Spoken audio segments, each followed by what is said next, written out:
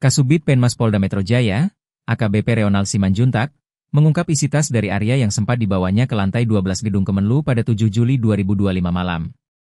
Dalam video yang diunggah di YouTube Kompas TV pada Sabtu, 26 Juli 2025, Reonald memperlihatkan dua buah foto, yaitu isi dan warna tas dari Arya.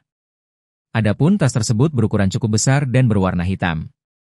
Diketahui, Arya Daru berada di sana selama sekitar 1 jam 26 menit sejak pukul 21.43 sampai pukul 23.09. Hari setelah ditemukan korban, tim penyidik langsung mencari dan menemukan tas itu berada di samping tangga lantai 12, kata Reonald, dilansir dari tribunnews.com. Reonald menuturkan isi tas berupa rekam medis milik Arya.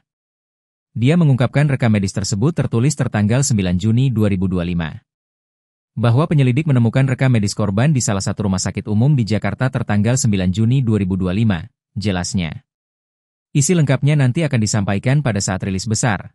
Yang pasti dari barang-barang yang ada di rooftop tersebut ada beberapa seperti pakaian, kemudian kacamata ilik korban, parfum, jelas dia.